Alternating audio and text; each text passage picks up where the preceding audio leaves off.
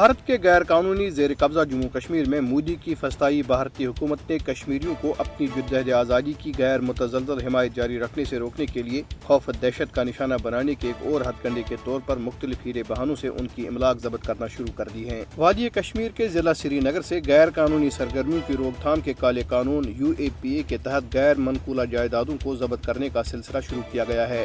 SP police Rakesh Bilwal نے تصدیق کی ہے کہ سری نگر کے علاقوں سورا، پنت چوک، بٹمالو، نوگام اور ہارون میں ضبطی کے لیے 12 سے زائد مکانات کی نشاندہی کی گئی ہے۔ ماہرین کے مطابق یہ اقدام کشمیری مسلمانوں کو اپنے مادر وطن میں بے گھر کرنے کی مودی حکومت کے منصوبے کا حصہ ہے۔ انہوں نے مزید کہا کہ یہ بات انتہائی مضحکہ خیز ہے کہ بھارتی فوجی پہلے ہی بھاری مارٹر گولوں اور دھماکہ خیز کیمیائی مواد کے استعمال سے بڑی تعداد میں کشمیریوں کے مکانوں اور املاک کو تباہ کر چکے ہیں۔ کشمیری آزادی پسند کارکنوں اور تاجروں کو جھوٹے مقدمات میں ملوث کرنے کے بارے میں بدنام بھارتی تحقیقاتی ادارے انفورسمنٹ ڈائریکٹوریٹ نے مقبوضہ علاقے میں 12 سے زائد مقامات پر چھاپے مارے ہیں۔ ادھر نئی دہلی میں بدنام زمانہ بھارتی تحقیقاتی ادارے NIA کی ایک عدالت نے ادارے کو انسانی حقوق کے معروف کشمیری کارکن خرم پرویز کے خلاف درج ایک جھوٹے مقدمے میں اپنی نام نہاد تحقیقات مکمل کرنے کے لیے مزید مہلت دے کر ان کی رہائی میں تاخیر کر دی ہے۔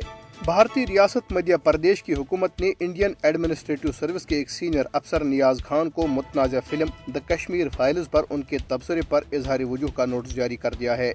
انہوں نے گزشتہ ہفتے اپنے ایک ٹویٹ میں لکھا تھا کہ دی کشمیر فائلز میں جس طرح کشمیری پنڈتوں کا درد دکھایا گیا ہے، اسی طرح سے اب پروڈیوسر کو بھارت میں مسلمانوں کے قتل پر بھی فلم بنانی چاہیے۔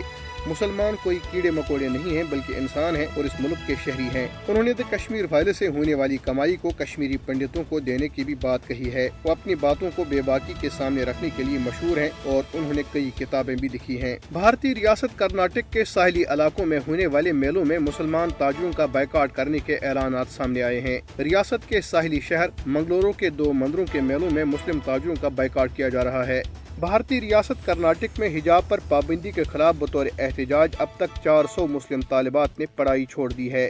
حجاب کی عظمت کو برقرار رکھنے کے لیے اپنی پڑھائی ترک کرنے والی ان طالبات کا کہنا ہے کہ ہم اپنا مستقبل داؤں پر لگا سکتی ہیں لیکن حجاب کے معاملے پر کوئی سودہ بازی نہیں ہوگی۔ سینئر بھارتی سیاسی رہنما اور VK انگلش اسکول کی چیئرمین وکیل خان نے اس حوالے سے ایک بیان میں کہا ہے کہ ایسی طالبات کی ہمت افزائی ضروری ہے اور ایمان اور عقیدے کی نگہبانی لڑکیوں کے روشن مستقبل کے لیے جنگی بنیادوں پر تعلیمی اداروں کا قیام عمل میں لایا جانا چاہیے۔ انہوں نے کہا کہ مسلم لڑکیوں نے گزشتہ کچھ عرصے سے تعلیمی محاذ پر جو نمایاں کامیابی حاصل کی ہے، اس سے بوکھلا کر RSS کی حکومت بے تکے اور اونچے ہتھ کنڈے آزما رہی ہے۔ انہوں نے مزید کہا کہ قوم کے باضمیر اور امیر طبقے کی ذمہ داری ہے کہ وہ مسلمان طالبات کے لیے تعلیمی ادارے قائم کریں کیونکہ اندیشہ ہے کہ حجاب کا معاملہ اب پورے بھارت میں پھیلے گا۔ وکیل خان نے کہا کہ اگر ہم نے بروقت زخم کا علاج نہیں کیا تو یہ ناسور کی شکل اختیار کر جائے گا۔